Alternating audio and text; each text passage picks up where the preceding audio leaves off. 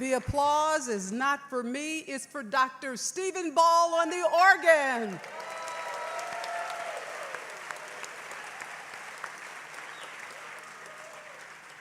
Thank you. How many film festivals have its own organist?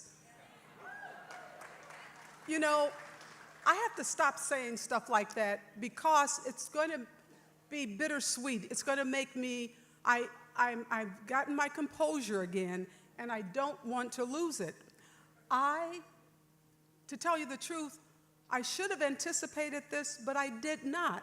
Because when you're working and you're putting something together, and I actually, you know, Sonia Evans and Matt Fagerholm and Daniel Jackson worked on a lot of helping to put this together. And so I didn't let the emotions of what this means get to me until today.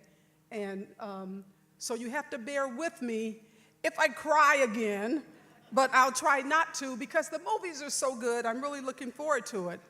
And this one, too, I'm especially interested in introducing because it's someone local here.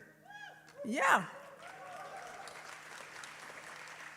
A name that you know, Luke Boyce. He's an Emmy Award-winning filmmaker whose work as a creator and showrunner on the acclaimed horror series Revival has established him as one of independent television's most distinctive new voices.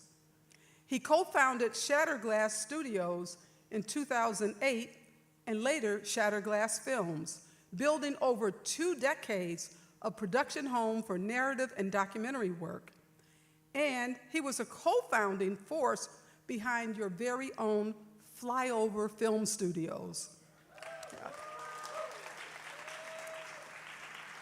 I haven't been there yet, but both Luke and Brett tell me I have to get out to Flyover Studios, and I'm hoping to even make a film there.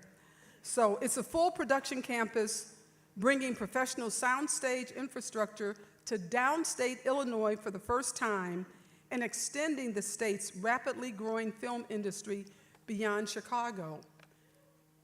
And I'm not going to introduce the film because it's about my late husband, Roger, and it's called The Last Movie Critic, and I don't want to cry again. So, Luke, will you just come out here, please, right now?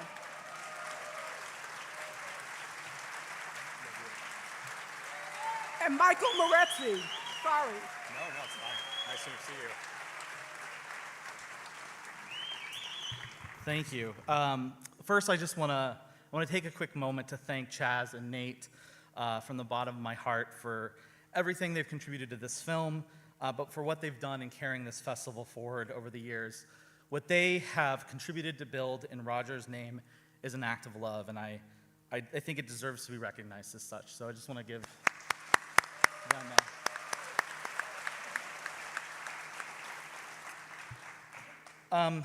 So like many of you, I grew up watching Roger every Sunday. I read his reviews in the paper every week, and he taught me, like he taught so many people, how to watch and understand a movie. I idolized him.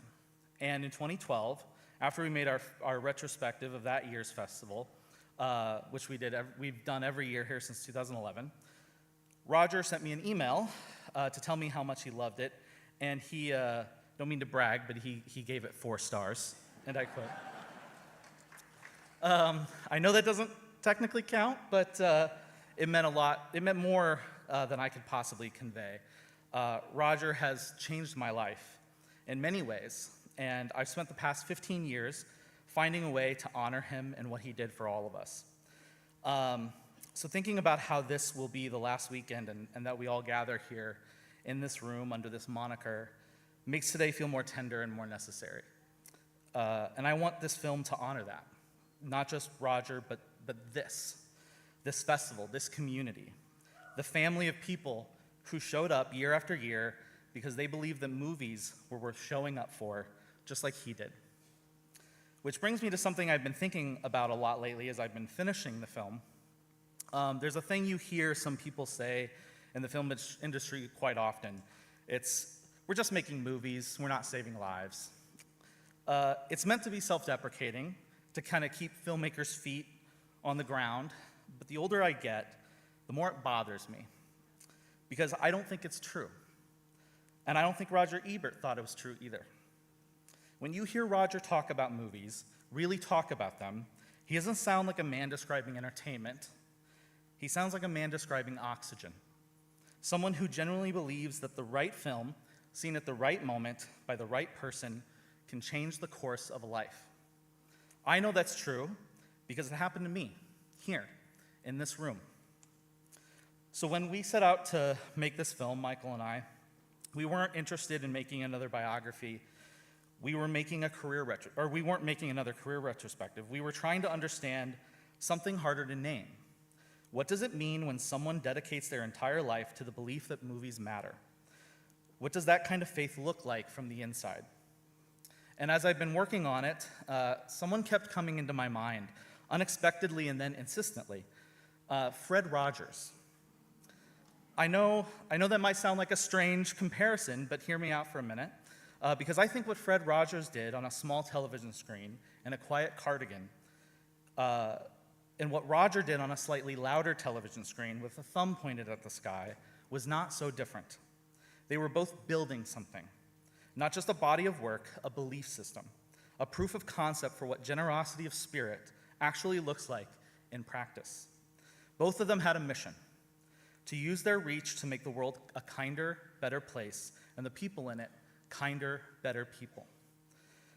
Fred Rogers has kind of become almost mythological. We've built this kind of sacred space around him, and rightly so, he earned it.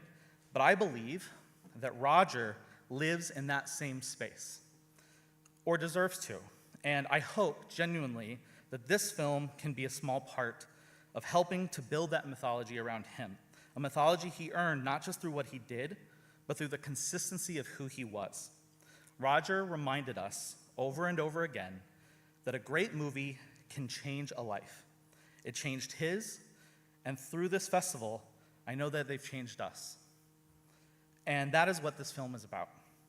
What you're about to see is Roger himself guiding us through his writing, his very words, and his voice, through some of the movies he loved most, just like he did so many years at this festival, so that we can all connect together in a shared experience and discover something true and essential about life and about who we are and who we can be. So we made this film for you, for this community, for those of us who truly love movies, and to everyone who has ever loved Roger Ebert and what he stood for. It's our attempt to honor a man who spent his whole life honoring goodness and humanity through the emotionally healing power of cinema. So we'll be back to talk after the film, and I hope you enjoy it. Thank you.